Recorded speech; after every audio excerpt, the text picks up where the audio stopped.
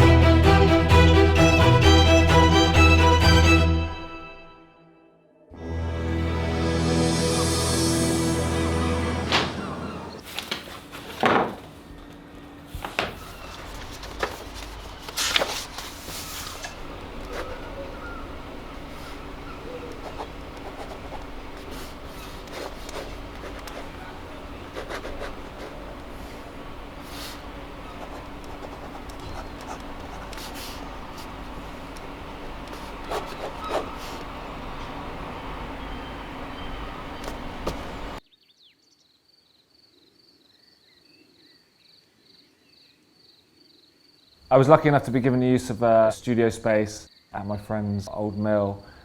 Hello mate, you alright? Yeah, I'm just dragging myself out of my pit. We've just come to grab something out of the studio and then we're hooking up the caravan and taking her up the moors. Are you? Yeah. Right, we'll catch you in a bit. See you in a bit. And that was where I built, I suppose the precursor to the caravan camera, which was the shed camera. And that was where I kind of developed and tried out a lot of the processes that I'm working with now. This is my old studio. So it's falling apart a bit now. This was my first big camera. So I could come in the back, had a little board in here. So after building random cameras for a while, I decided to build the caravan camera.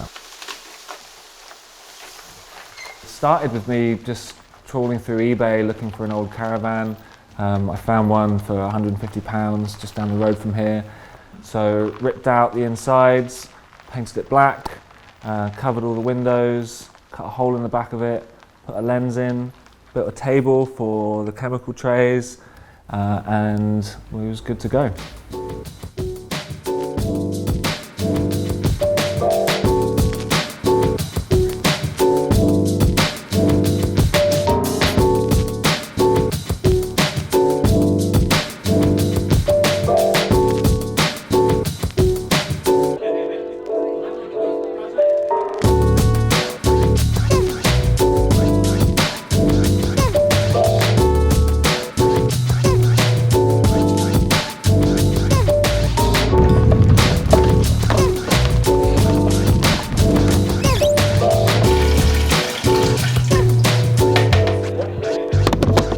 So on the count of 3, hold nice and still. 3, 2, 1. So the great thing about the caravan is it's a camera obscura that very easily becomes a camera when you put light sensitive material in front of the lens. It's also a dark room, but also a teaching space as well. And then the outside world becomes the studio. So when I take the caravan out on location, people are often quite curious and they'll kind of wander over and go, like, what is this, what's happening, and I'll invite them inside and show them how it works.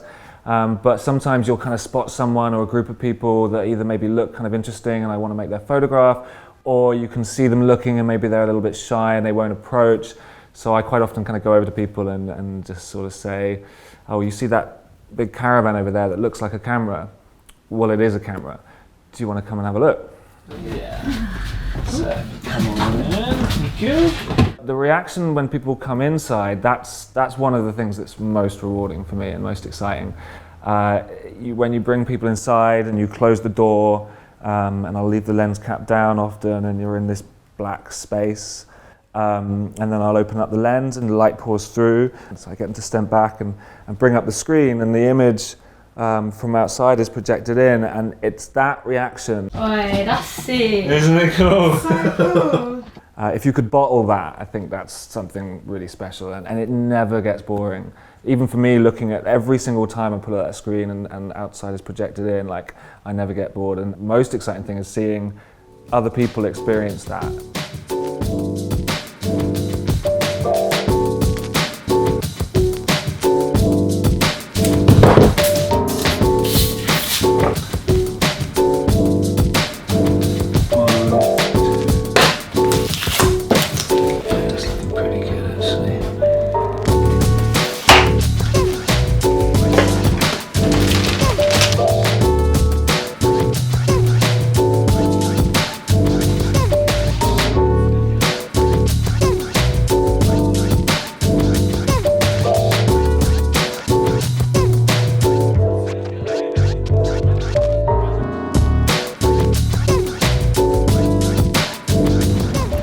That's excellent.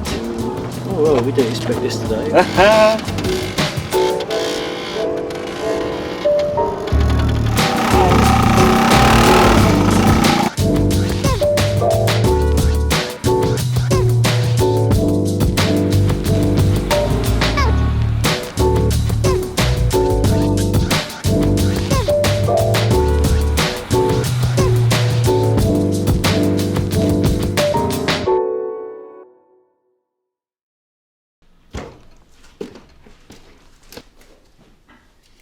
How I started kind of making my own cameras, I suppose I'd always kind of I always loved making things when I was a kid. I used to kind of take apart toys and rebuild them and butcher them and create kind of new ones with them. And I think that kind of just fed into my photography practice. And then, yeah, I suppose I just started thinking about what other things you could make a camera out of. And then I realized that you can pretty much make a camera out of anything.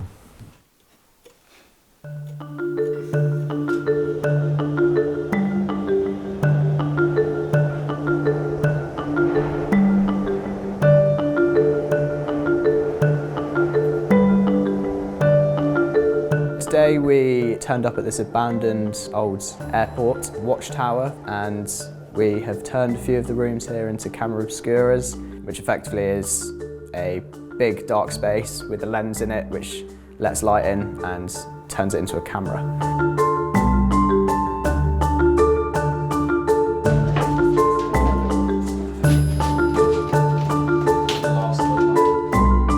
This is completely brand new. I've never used ready-made objects like cardboard or anything before, and it's really inspiring and makes me want to try and use new things.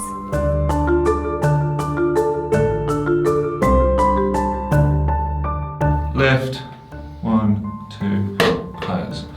As an educator, it's sometimes quite tricky to explain to students how the kind of mechanics of a camera work conceptually.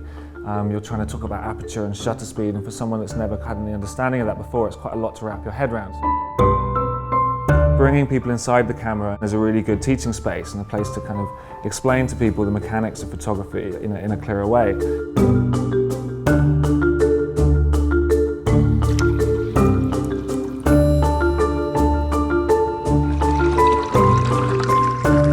We've been experimenting with various surreal and at times quite bizarre portraits and incorporating elements of still life into that. We're using all the objects that are found around this area, hoping to sort of minimise how much we're bringing into the scene, just using what's here and hoping we'll come up with something interesting.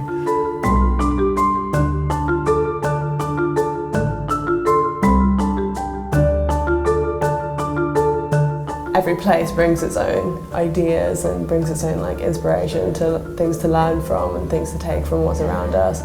And I think even though this place is kind of old and tattered, it feels like we can still use it for a lot of good.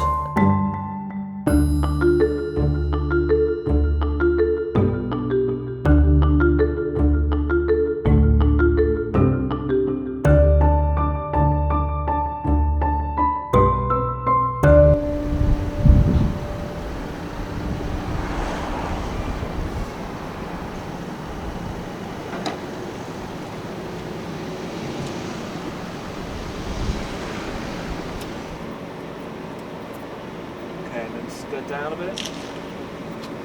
People often ask, like, why have you made a camera out of a pineapple, for instance?